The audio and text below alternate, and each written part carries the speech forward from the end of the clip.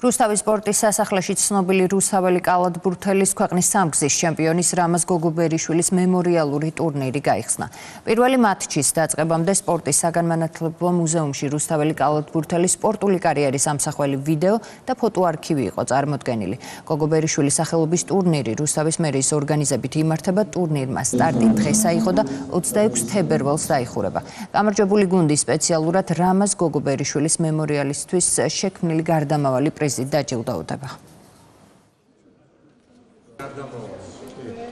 რუსთავში სპორტი ქალაქის განუყოფელ ნაწილად ვაქციეთ უკვე. ვქმნით დღეს გამარჯვების ახალ ისტორიებს, თუმცა დღევანდელი დღე კარგი მაგალითია იმის, რომ ვაფასებთ ყველა იმ ადამიანს, ვინც წლების განმავლობაში ჩვენს ქალაქს ძალიან დიდი სახელი მოუტანა და დღესაც არის მაგალითი მომავალი თაობისთვის, როგორი უნდა იყოს ძლიერი სპორტსმენი, შეაყვარო ქალაქს თავი და ასახელო არა მარტო ქალაქი, არამედ მთელი ქვეყანა, რამაზი სწორედ ესეთი ადამიანი იყო. ძალიან კაია, რომ რამაზ გოგობერიშვილის სახელობის მემორიალი დაარსდა.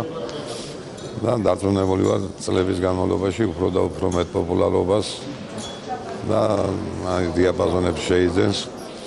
სრულიად დაიმსახურა ეს ამ ადამიანმა. ჩვენთვის ძალიან საამაყო არის, რომ რამაზ გოგობერიშვილის შვილი ვარ.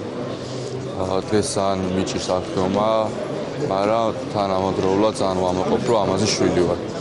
და უღმესი მადლობა მინდა გადაუხადო ქალაქ რუსთავის მერს ქალბატონ ნინო ლაცაბიძეს ტურნირის ორგანიზებისთვის.